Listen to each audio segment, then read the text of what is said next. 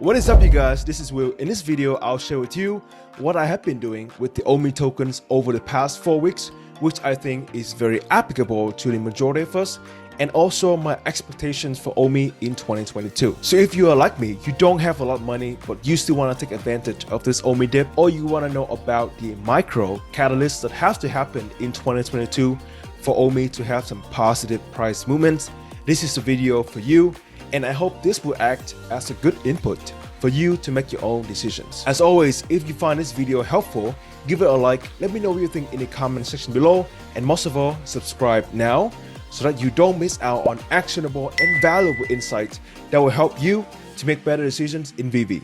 Let's get to it. Keep in mind that none of this is a financial advice. You do whatever the hell you want with your money. Just use this video as another input, another perspective for you to make your own decisions. This is what I'm dealing with. I'm not in a position to put in a lot more money into Omi, and I don't have a lot of money anyways.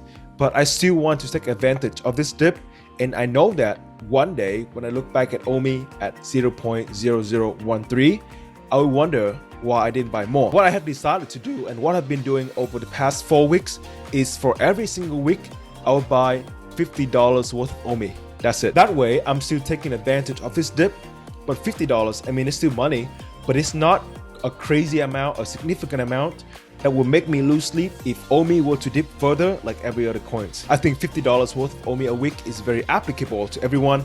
Not financial advice whatsoever, but these are my 2 biggest regrets in crypto. Firstly, when we are in a bull market, I always regret not buying more during the previous bear market because I was scared.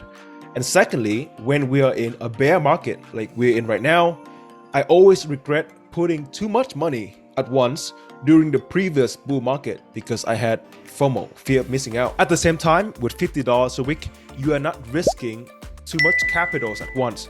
So if things happen, things do happen at the macro and micro level, and Omi and the other coins keep dipping, you still have money to dollar cost average if you want to. So that's my strategy. Let me know what you think and what you've been doing too in the comment section below so that we can all learn from each other. So this is my expectation for Omi in 2022 and some catalysts, some micro catalysts that have to happen for the token to have some positive price movement. First, I think Omi, just like every other single coin, will continue to be affected by the macro events. The most obvious macro events are taking place include the war in Ukraine, which could turn from a regional conflict to a global conflict. At the same time, we have the rising interest rate.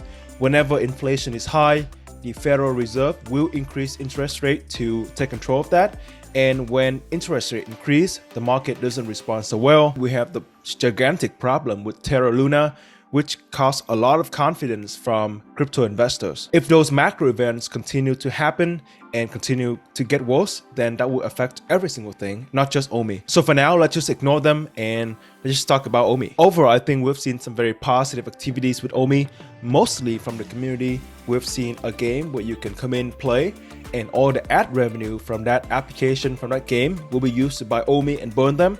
We also have the fish game from Brock. Then there's Epico Regal and another game that hasn't been announced. Even though those games are still at a very small scale, they do burn Omi and therefore reduce tokens from the circulating supply, which is good for everyone because that hasn't happened for a long time. For me, I always try to take a realistic approach into looking at Omi, and I think the positive impact, the positive catalyst won't happen until Q4 this year or even Q1 in 2023. This is because right now for Q2, the focus is on KYC, the web application, and most importantly, cash out. The team has mentioned several times that if they were to do marketing now and bring in new users, when those new users come in and realize that they cannot take the money out, then everybody will be angry, and that is not good at all. So after cash out and KYC are implemented, that's when the team can do marketing, and that's when they can start implementing the Omi utility program. With how much delays the team usually get, I don't expect any Omi utilities to come out until at least Q4 of this year. But again, that is just me, that's my perspective. At the same time, not all the OUP features will be released at once. If I remember correctly, I think the first one will be Omi to NFT. And there are 3 reasons why I and you should be very excited about Omi to NFT. Firstly, by then, we should have more users coming in from their marketing effort, and that should help, hopefully, with the NFT prices, especially for those from the early seasons. Secondly, Omi to NFT is another way to cash out. And last but not least, if you were to buy or sell NFTs using Omi, both the buyer and sellers will have to pay a transaction fee in Omi.